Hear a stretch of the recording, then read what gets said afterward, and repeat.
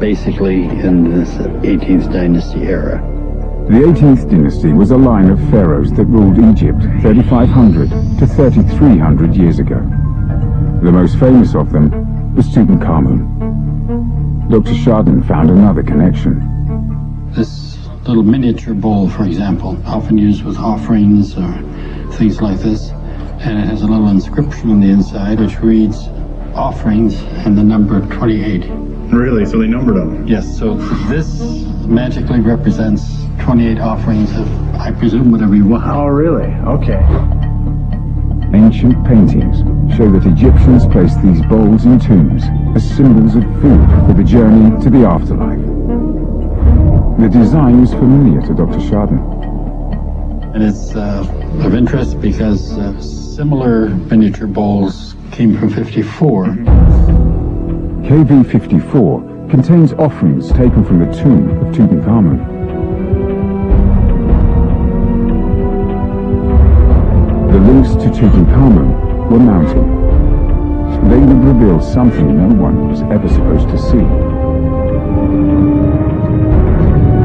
It concerns an event that consumed the thoughts of every pharaoh, his journey to the afterlife. But just as the team's investigation gathered momentum, the weather turned against them. It was late in the blistering Egyptian summer of 2006. The tomb and its precious artifacts had been exposed to the elements for 3 months.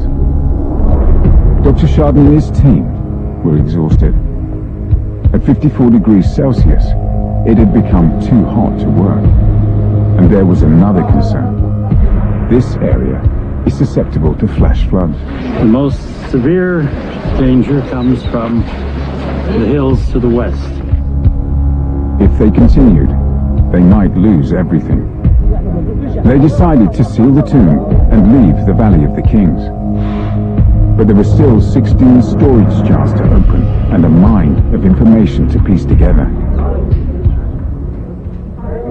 When they returned, 3 years later, the mystery of the mummyless tomb was finally solved.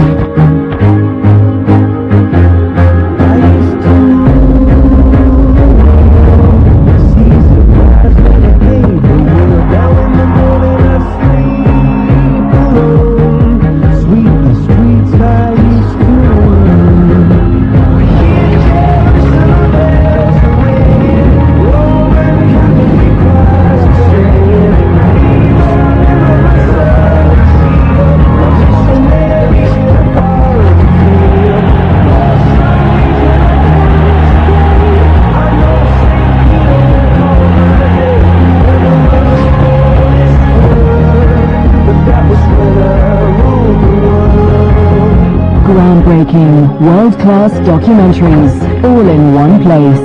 Sunday Selection starts Sunday the 25th of October on Discovery World.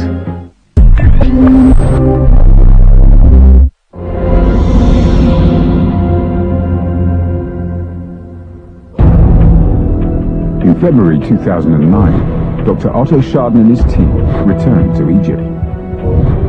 They hoped to unravel the mystery of KV-63, a tomb which bears no name and houses no mummy. I've been planning for this season for a long time.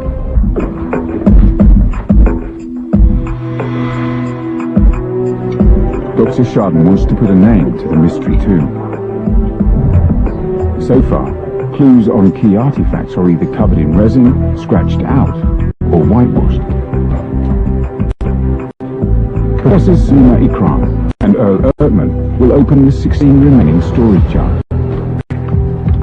And Dr. Elise Van Rouge, an expert on ancient textiles, is trying to discover the purpose of the 3,000-year-old pillows found inside this coffin.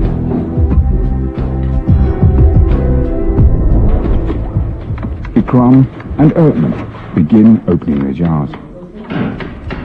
Beautiful. They're searching for clues in these ancient time capsules. What do you everything goes, today we're working on this pot that we have, and so far it's yielded lots of different coloured chaff and some pottery. The chaff is basically the residue from harvesting when you have wheat or barley or what have you, and this is the little leftover bits from the seeds.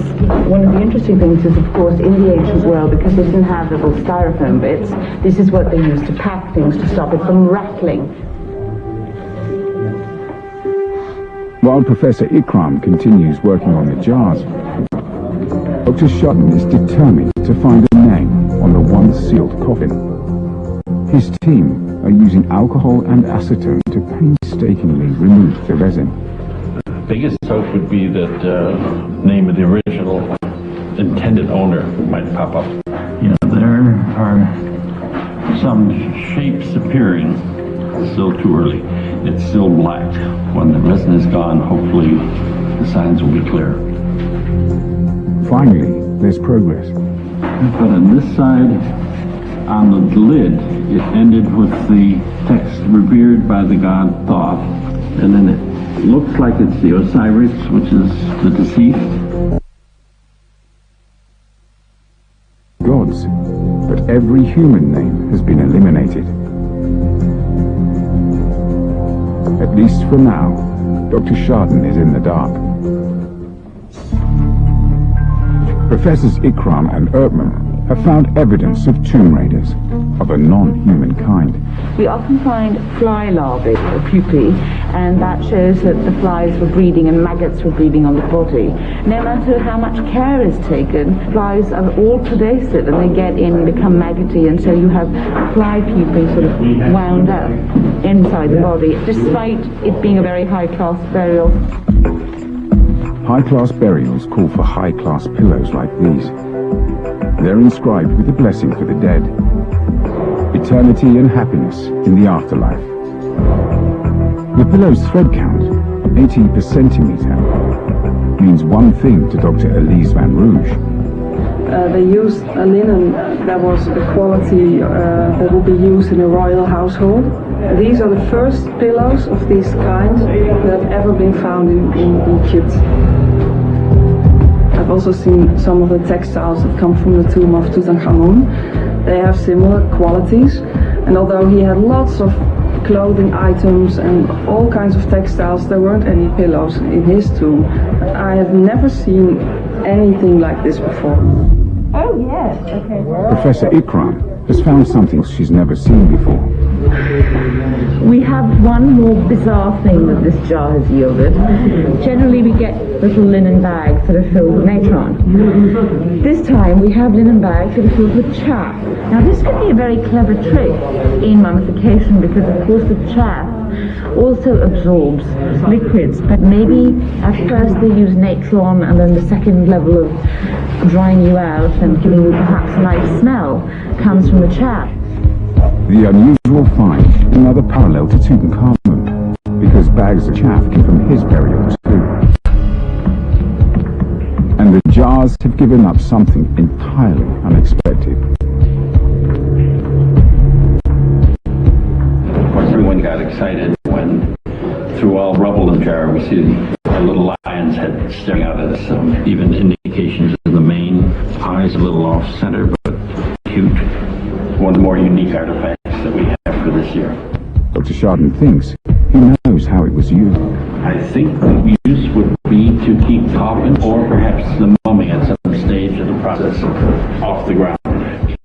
We do have some pieces of wood with some attachments which might serve as legs. They would not be attached to this, but this could sit on it and would lift off the ground.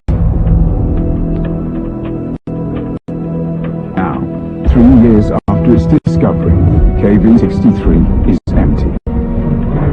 Everything has been examined, and the evidence is added up. The odd collection of coffins with names scratched out. The nature, chaff, bowls, pillows, and a bed. All lead to one conclusion. The artifacts are the tools of the trade for an embalmer. Dr. Shardon believes this is a glimpse into the secret world of a